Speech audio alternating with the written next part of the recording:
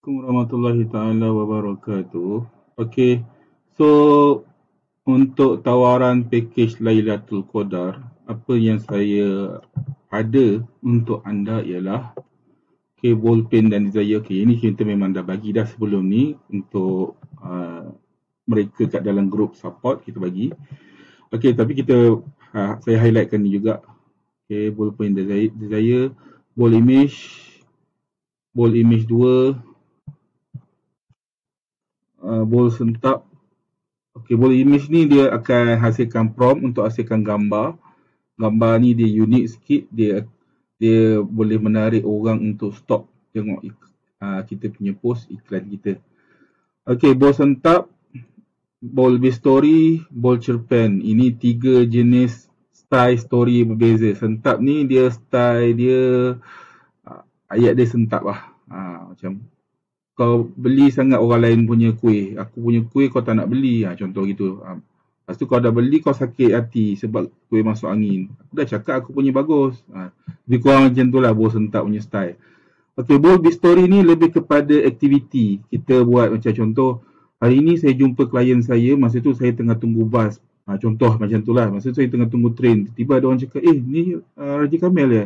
Saya ada beli produk awak.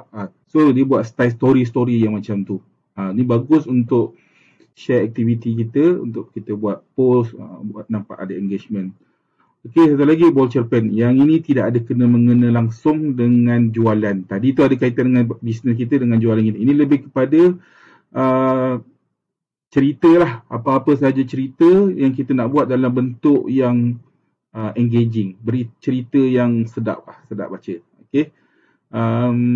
So itu saya bagi dalam pakej Lailatul Qadar ni 3 jenis story untuk anda.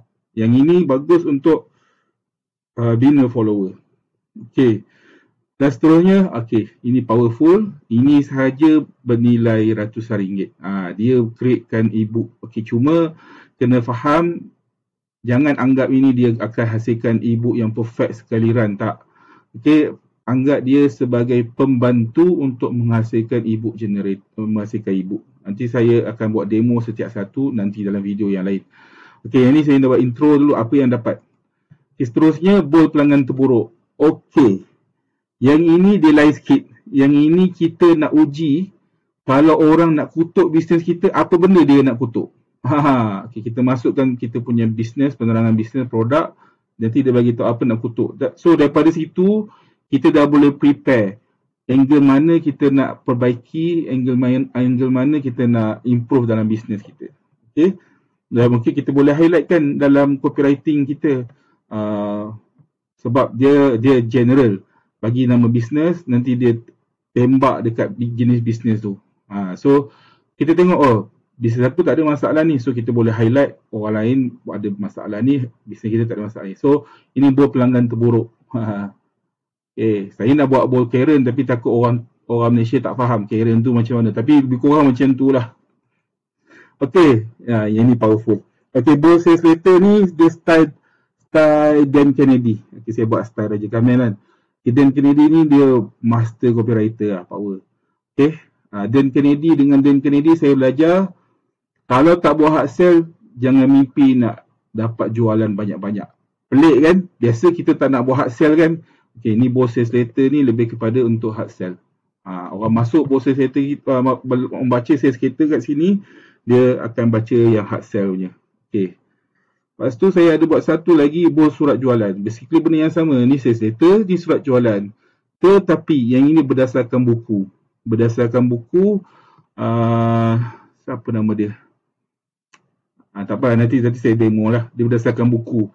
Yang ni berdasarkan style Dan Kennedy. Yang ni berdasarkan buku. Nanti kita tengok buku apa. Tak surprise lah solusi kita. Alright, so anda akan dapat yang ni tak kira 1, 2, 3, 4, 5, 6, 7, 8, 9. 9 bol. 9 bol untuk pakej Lailatul Qadar ni.